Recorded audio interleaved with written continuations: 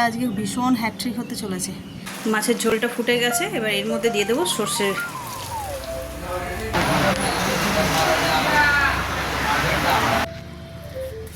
দেখো গাছে কত জবা ফুল ফুটেছে, এইখানে একসঙ্গে তিনটে এই ডালে, এই যে ওই একটা, এখানে দুটো, পাঁচটা, এই একটা, ছটা, একটা গাছেই হয়েছে এত। এখানেও হয়েছে কতগুলো হলুদ জবা, এই গাছ ভর্তি জবা ফুল ফুটেছে, বুঝতে পারছো নিশ্চয়ই, লাল হয়ে আছে পুরো। এখানে পিঙ্ক জবা কত ফুটেছে, এইগুলো গতকাল রাত্রিরেই অমাবস্যা পড়েছে। অমাবস্যাতে যেহেতু মা তারার পুজো হবে না, তাই মা এই ফুলগুলোকে তোলেনি। অন্যান্য দিনের তুলনায় আজকে পরিমাণের চেয়ে একটু বেশি যেন ফুল ফুটেছে, গাছ ভরে ফুল ফুটেছে আজকে। তো শুভ সকাল বন্ধুরা, নতুন একটা দিনে নতুন সকালে আপনাদের সকলকে স্বাগত জানাই আমার বঙ্গভূমা চ্যানেলে। আজ মঙ্গলবার, ঘড়িতে বাজে 7:05। সকাল সকাল চলে এসেছি ছাদে, স্নান টান সেরে জামা কাপড় মেলবো বলে। এসেই দেখছি যে পুরো গাছ এখন ফুলে ফুলে ভর্তি হয়ে আছে। তো এখন বেশ 3 দিন ফুল তুলবে না, ওই সাদা ফুল তুলে, আমাদের যেহেতু নারায়ণ আছে, তো নারায়ণকে তো নিত্য সেবা দিতেই হবে, তো সেইগুলোই তোলা হবে। তো চলো, দিনটা আজকে ভীষণ হ্যাট্রিক হতে চলেছে। আজকে যাব হসপিটাল, চোখটা দেখাতে গিয়েছে এতে। তো হসপিটাল মানেই তো বুঝতে পারছো সারা দিনের ব্যাপার, তাই সকাল সকাল উঠে স্নান টান ছেড়ে রান্নাটা করে দিয়ে আর বেরিয়ে যাব। তো সঙ্গে থাকো, সারাটা দিন কী করছি না করছি, ওখানে কতটা ভিডিও করতে পারবো জানি না, হয়তো আজকে ভিডিওটা একটু ছোটোও হতে পারে, কিংবা ওখানে যদি তেমন কিছু থাকে দেখানোর মতন, তাহলে হয়তো মেবি বড়ও হতে পারে। তো চলো দিনটাকে শুরু করি। অম্বুবাচীর জন্য তো মা তারার পুজো হবে না, কিন্তু নারায়ণের তো হবে, তার জন্য এই সাদা ফুলগুলোকে তুলে নিই।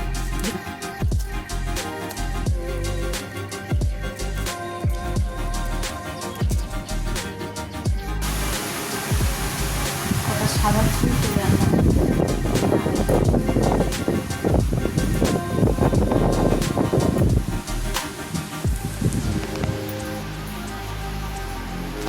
সব এই যে এইভাবে ঢাকা দেওয়া রয়েছে। এখন 3 দিন অম্বুবাচীর জন্য পুজো হবে না, মানে শাঁখ ঘন্টা বাজিয়ে পুজো হবে না। এমনি অনেকে অনেকভাবে পালন করে, মানে অনেকে অনেক নিয়ম আছে, ভিন্ন নিয়ম আর কি। কেউ বলে একদম ঠাকুর ঘরে ঢোকা বারণ, কেউ বলে তবে মানে কী বলবো, ওই 3 দিন ঠাকুরকে ছোঁয়া বারণ, ঠাকুর ঘরে দরজা বন্ধ থাকে, অনেকে আমি শুনেছি অনেক রকম বলতে। তবে আমাদের কি হয়, ঠাকুরকে শাঁখ ঘন্টা বাজিয়ে পুজো দেওয়া হয় না, নিত্য সেবা দেওয়া হয়, জল খাবার যা যা দেওয়া হয় প্রসাদ হিসাবে, সেগুলো কিন্তু রেগুলার দেওয়া হয়। চলো রান্নাটা করে, আমি রান্না বসিয়ে দিয়ে গেছি, বললাম যে তাড়া আছে। এই যেখানে ডাল ভাত সব বসিয়ে দিয়েছি, এবার সবজিগুলো কেটে নিই। মাছ আনতে দিয়েছি, মাছটা হলে কি হয়, চিন্তা করতে হয় না কি রান্না করবো না করবো। মাছ থাকলে মোটামুটি সবারই খাওয়া হয়ে যায়, আর মাছ যদি না থাকে তখন নানান সত্ত্বেও রান্না করলেও মনে হয় যেন কম পড়ে গেলে, কী দিয়ে খাবে কী দিয়ে খাবে, মাছ একাই 100। তো চলো আগে আমি আমার এই মেথি ভেজানো জলটা খেয়ে নিই। আজকে সকালেও হাঁটতে উঠিনি, উঠিনি বললে ভুল হবে, অ্যালার্ম দিয়েছিলাম, উঠেছিলাম, কিন্তু আর হাঁটতে যাইনি। যথেষ্ট কারণ আছে। আজ যেহেতু বললাম হসপিটালে যাবো, সারাটা দিন একটু ট্রাভেলের মধ্যেই চলবে, তাই ভাবলাম সকালবেলা যদি অত ভোরবেলায় উঠি ক্লান্ত লাগবে, সেই জন্য।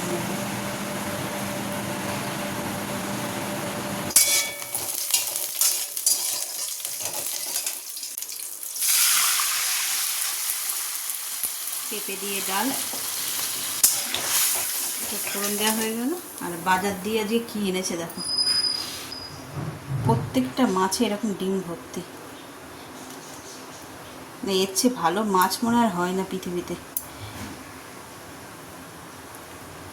ইলিশ তো ভালোই, ইলিশ চিংড়ি আর নিজের জায়গায়, এর নিজের আলাদা জায়গা আছে একটা। যারা খেতে পছন্দ করো তারা কমেন্ট করে জানিও। অপূর্ব খেতে, তেমন উপকারীও। ছোট মাছ, জ্যান্ত একদম। বড় বড় মাছ খাওয়াচ্ছে। এই মাছে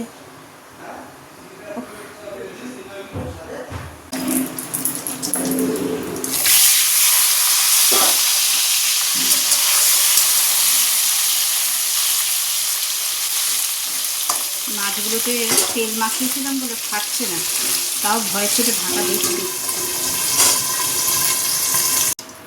মাছের ঝালটা রান্না করব, তার জন্য কড়াই দিয়ে দেবো কালো জিরে। তেল ঝাল করার জন্য কালো জিরেই হচ্ছে বেস্ট অপশান। এরপর দিয়ে দেবো বেটে রাখা মশলা, টমেটো আর কাঁচা লঙ্কা। এবার এটাকে ভালো করে কষিয়ে নিতে হবে। দিয়ে দেবো নুন আর দেবো হলুদ। কষানো হয়ে গেছে, এবার দিয়ে দেবো জল। ঝোল ফুটে গেছে, এবার মাছগুলো দিয়ে দেবো। মাছের ঝোলটা ফুটে গেছে, এবার এর মধ্যে দিয়ে দেবো সর্ষের। মাছের ঝাল রেডি, এবার ধনে পাতাটা দিয়ে দেবো। এই হলো ট্যাংরা মাছের তেল ঝাল। এখানে করছি ডিমের কারি। এই যে ডিমগুলো ভেজে নিয়েছি ছেলের জন্য। আর এখানে আমার হচ্ছে লাউ সিদ্ধ। শুধু লাউ নয়, এর মধ্যে এই যে একটুখানি মুগ ডাল ধুয়ে রেখেছি, দিয়ে দেবো। এই রেসিপিটা আজকে শেয়ার করলাম না, কীভাবে করছি না করছি, এটা অন্য আরেকদিন শেয়ার করবো। এটা কিন্তু ডাল হবে না, তরকারি হচ্ছে। চলো হতে থাক।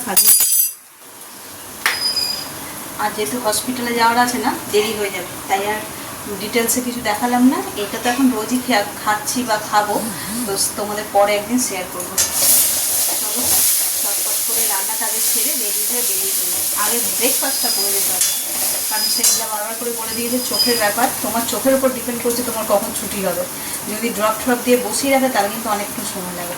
কারণ পেট ভরে ব্রেকফাস্ট করে তারপরে যাবো। একদম রেডি হয়ে নিয়েছি, ঘড়িতে বাজে 10:30। যদিও বেরোনোর কথা ছিল 10টায়, হাফ অ্যান আওয়ার দেরি হয়ে গেল। চলো আর বেশি দেরি করবো না, বেরিয়ে পড়ি।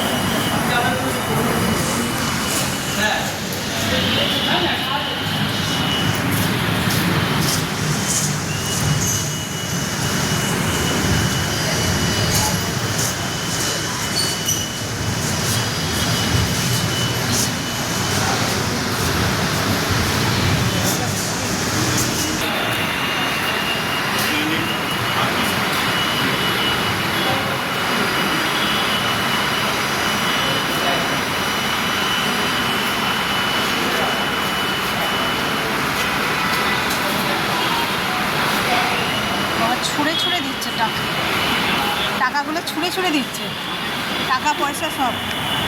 টিকিট কাটা হয়ে গেল। হ্যাঁ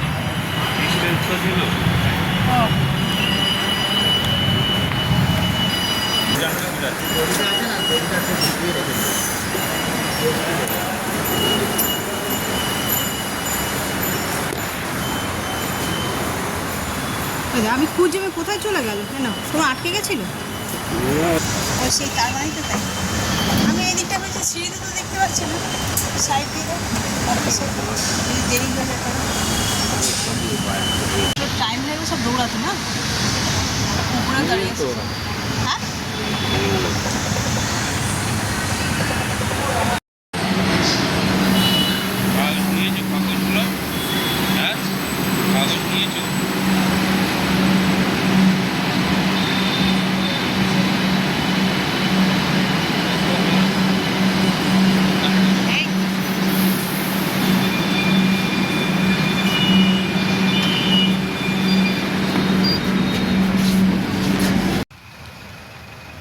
মেট্রো থেকে নেবেই স্প্ল্যানেডে চলে আসলাম।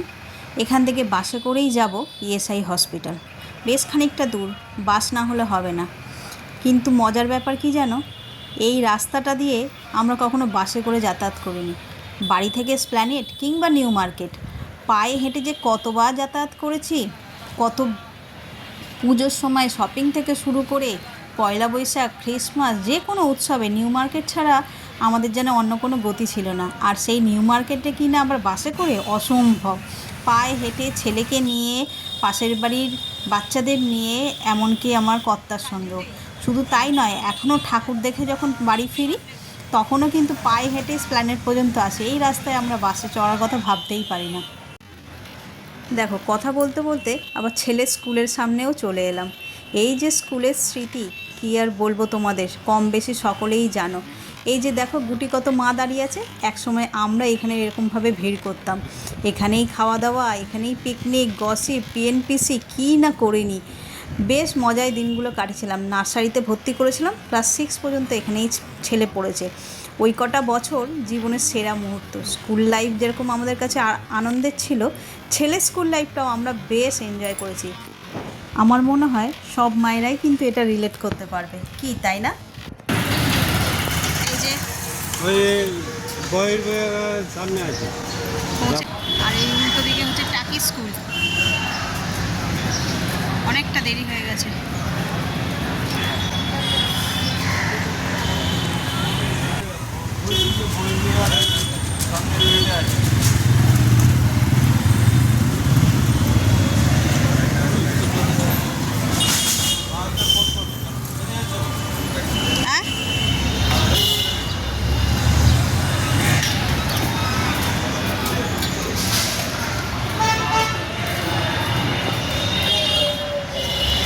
হসপিটাল ওই যেখানে ওষুধ দেয় না, ওর উপরেরটায়।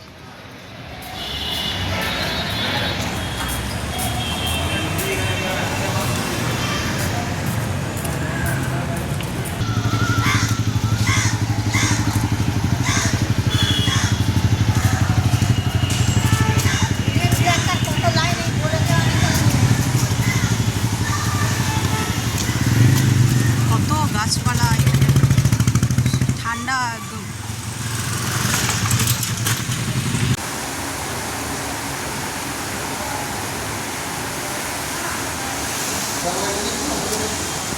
যে এখন এখানে ওয়েটিংয়ে বসে আছে, সে তার মনে কাজের চাপ একটু বেশি, এখন আসতে পারেনি। আমরা এখানে এই রুমটায় বসে আছি, রুম না ওয়েটিং রুমে। আমি লাইন দিই ততক্ষণে। এই যে দেখানো হয়ে গেল ডাক্তার, এবার মেডিসিন তুলবো। মেডিসিনে তো প্রচুর লাইন।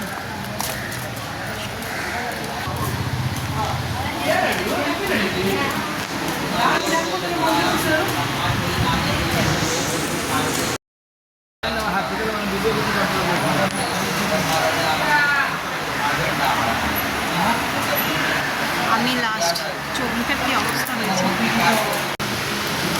তোমার তো বেশি সমস্যা, তোমার যা ওষুধ দিল আমারও তাই ওষুধ দিল।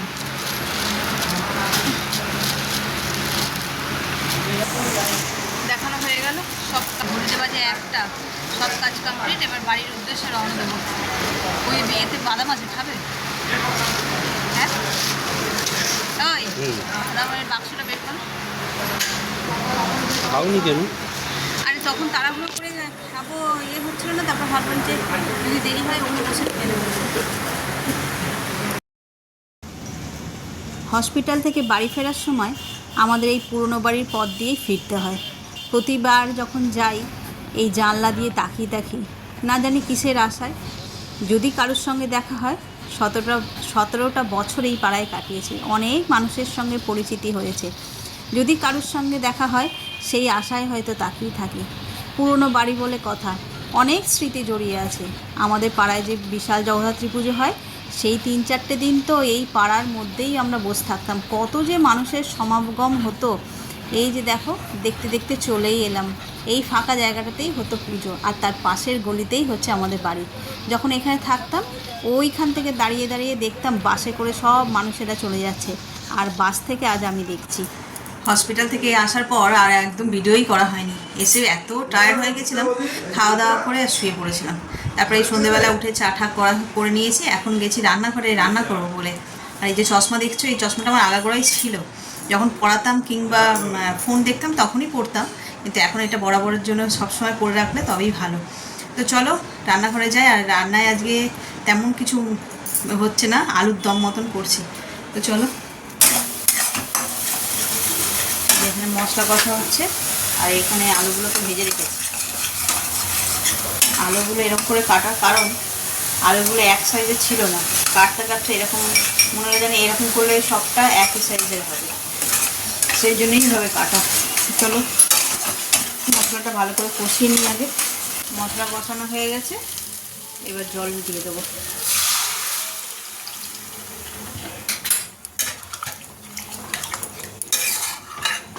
এতটা ঝোল রাখবো না, একদম গা মাখা করেই করবো। আলুগুলো একটু সিদ্ধ হোক। এই যে আলুর দমটা আমার হয়ে গেছে, দেখো ঝোলও সব মরে গেছে। চলো এবার ঢাকা দিয়ে দিই।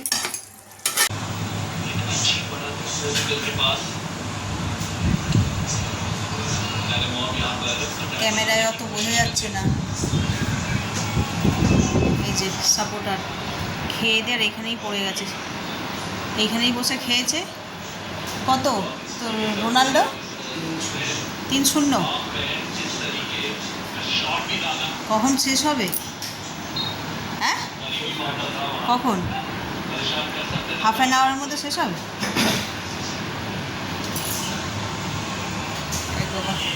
ঘড়িতে 11:30 বাজে, আমাদের খাওয়া দাওয়া সব কমপ্লিট। ওদিকে খেলা চলছে, খেলা দেখ বাবা। ঘড়িতে বাজে 11:30, এদিকে খাওয়া দাওয়া সব কমপ্লিট। ওই টেবিলে বসে খেয়েছে, আমরা নিচে বসে খেয়ে নিয়েছি।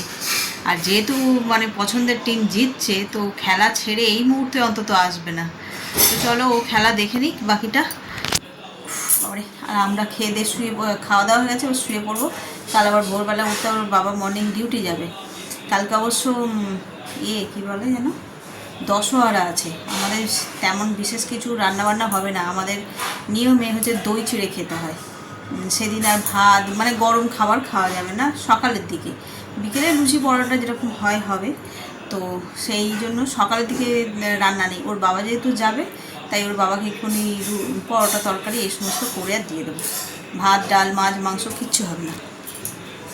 তো চলো ভিডিওটা এই পর্যন্ত রাখছি। এত পর্যন্ত যারা দেখছেন তাদের অসংখ্য ধন্যবাদ। এত পর্যন্ত দেখে যদি কিছু ভালো লেগে থাকে তাহলে please like comment share and subscribe. সকলে ভালো থাকবেন, সুস্থ থাকবেন। আগামীকাল আবার একটা নতুন দিনের সঙ্গে দেখা হচ্ছে। Good night.